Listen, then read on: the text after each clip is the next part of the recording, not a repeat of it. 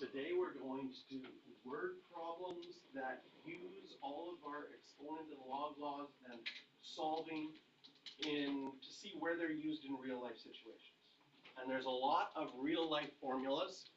This is one of them that we're going to be using, and they're not on your formula sheet, which at first makes you scared, like, do I have to have all these crazy formulas memorized? No. The rule is for every formula that they use in exponents and logs, they will give you the formula and describe what each of the things mean. Which also means that you could get a new situation on the exam that you've never seen before. As long as they give you the formula and tell you what it means, you should be able to use it and solve for it. So what we're going to do today and tomorrow is see a bunch of different formulas that could be used and how to use them and solve for them. So I'm going to zoom back out. This is a formula for the future value of an investment. So you have $200, you're working, you've got a little bit of extra money, you decide, I'm going to take $200 and put it away in an investment. And this investment is giving me 6% annual interest, that's compounded monthly. How long would I have to do this before I could go there and say, I'd like to take out $100,000 because I'm going to buy really fancy shoes or something. I'm not sure. So we set everything up. They tell us in the formula future value, so I can put that in. R is the regular investment. That's $2. I is the interest rate per compounding period. So the interest rate per compounding period, 0.06 is the interest rate as a decimal. And there's 12 compounding periods because it says compounded monthly. So we put 0.06 divided by 12. N is actually, I'm sorry, I got ahead of myself here. This is just N. That's the one thing that we don't know. We don't know how many monthly payments, so I wrote in a 12 there, but that should have just been an N, because that's what we want to solve for after we plug everything into the formula. So we're solving for N in an exponent. We're going to need logarithms.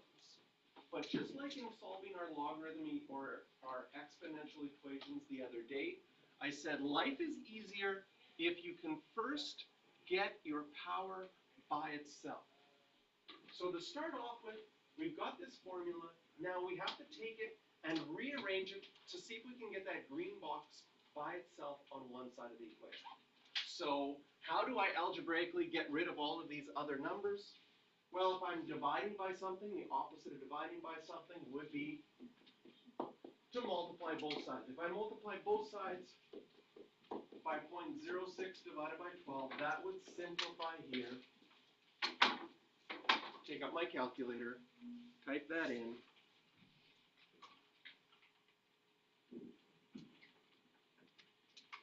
And works out to a nice number.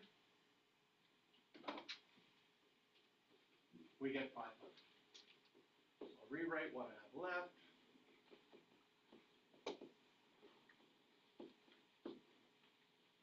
Again, put a green box around this. This is what I want to get by itself. So what could I do algebraically next to help get that by itself? Well, I could divide by the 200. If I divide both sides by 200, 500 divided by 200 is 5 over 2, or 2.5.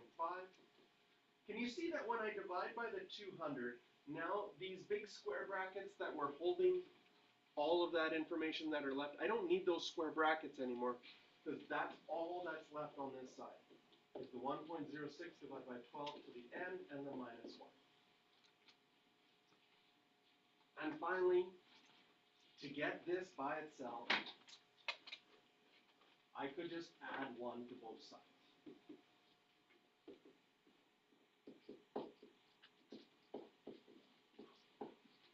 Alright, so we did all of that work to get that power by itself. Now that the power is by itself, we're solving for n. N is an exponent. That's where we've used logarithms. We could take the log or the natural log of both sides. So if I take the log of both sides,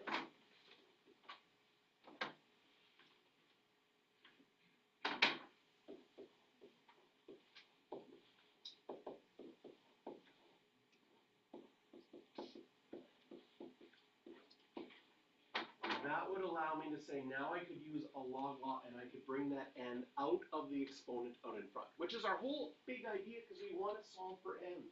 So if we can bring it out in front as an exponent, wonderful.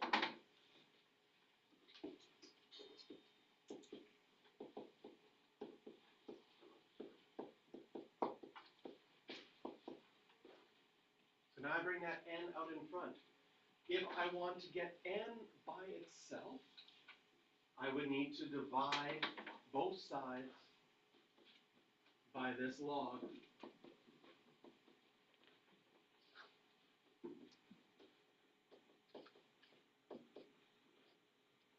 That would simplify it on this side, and I would get n by itself, and I could type this into my calculator and get an answer. So I'm going to go to my calculator right now.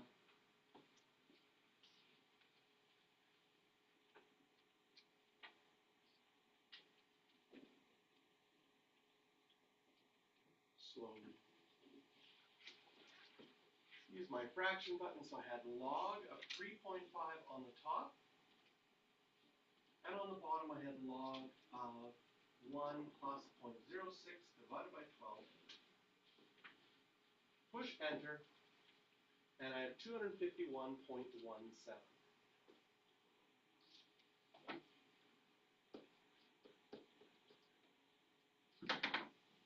So it would take 251 full payments, and there would be a little bit still short. So technically, even though this rounds to 251, if you were talking full payments,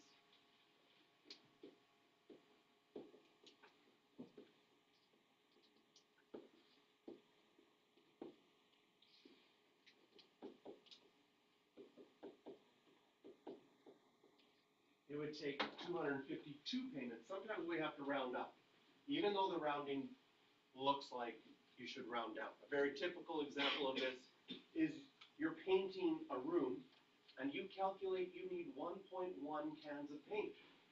Well, you're not going to just buy 1 can of paint, you're going to go buy 2 cans of paint because it's not going to be enough otherwise.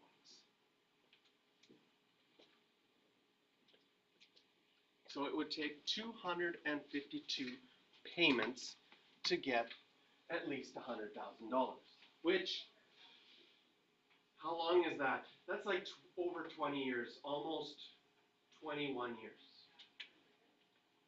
Now, I wish I would have done this 21 years ago, because that would be really nice to go to the bank right now and they like, oh, what's in this bank account? Oh, $100,000, isn't that nice? But unfortunately, that's not possible. I am going to show you that there is, if you have a graphing calculator, there is a program that calculates all of these things for you. And it can be nice to check. You're not allowed to use the program on the exam. You have to do all of the work algebraically. But the program is listed under apps. So if you hit the apps button, number 1 is finance, and of all the programs on the calculator, this is the program I have used outside of school the most. Every time I'm thinking about buying a house, buying a car, anything like this, this TVM stands for Time Value Money Solver, is super helpful. So what you do in this app is you just fill in the information that you know. Interest rate gets filled in as a whole number. So on our example, we changed it to a decimal, 0.06, but since it's listed here as a percentage, you can leave it as 6. The present value is how much you start with. In this case, we had no money whatsoever. PMT is your payment. Now, in the program has to have some way to determine whether you are getting money or you are putting money away. So every time you are taking money out of your pocket and either giving it to the bank for an investment or paying off a mortgage or paying off a loan, we put that value in as negative. So here I'm going to write negative 200 because I'm making payments of $200 a month. The future value, I want to get $100,000, and I would put that in as positive because I want to take the $100,000 and put it back in my pocket. I'd have to probably bring very big pockets that day. P per year is how many payments you're doing per year, that's 12. C per year is how many compounds you're doing per year, that's 12.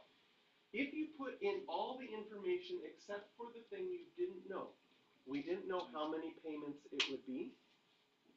Above your enter button, on mine it's green, it says solve, so I can go alpha enter, and I get my 251.17 solving it there. So I hit the alpha button and solve, but you have to be on the end, because you have to bring your cursor up to the end for the one you want to solve. What's really cool about this is, right, how old are you guys? 17, 18, 16, okay? So let's just change this to 16 years. Someone decided to do this for you. They said, I'm going to, if your parents had been nicer, they were like, I have the perfect grad gift. I'm going to put $200 in an account for you since you're born every month. And when you graduate, how old will you be? You're probably 17 when you graduate. Some of you might be 18, but we'll put 17. When you graduate, that's going to be after 204 payments. In other words, your parents would have put in $200 204 times. They would have had $40,000 put aside for you, but because of the interest rate, we can go to future value and I can go alpha solve, and you would get $70,000 as a grad gift. Like, what were they thinking? They should have done this, right? It's like, it's only $200 a month. They could have done that for you, right? How nice would that have been as a grad gift? And so this is the really nice thing about this program, is you can play around with things. You can play around with things with the algebra as well. It just takes a lot longer. You're like, ooh, I want to change one thing. And then you have to solve that whole algebra equation again. The nice thing about the program is you can play around with little parts of it and find out right away what difference would that make. You're like, oh, I think my parents could afford $300. So I changed that to $300. And then what would my grad gift be? Right? $105,000. And some of you are thinking, yeah, my parents, it would be hard to get them to give me $1. Yeah. Still $350. Not bad. If they had just done $1 a month since you were born into an account till you graduate at 6% interest, you would get $350 at grad. Still not bad. I don't think anybody would say, no, I'm disappointed in you. I don't want mine. So this is kind of the fun thing about this program, and we'll use it a little bit on some other questions as well. All right, questions for practice on number 1. You can circle.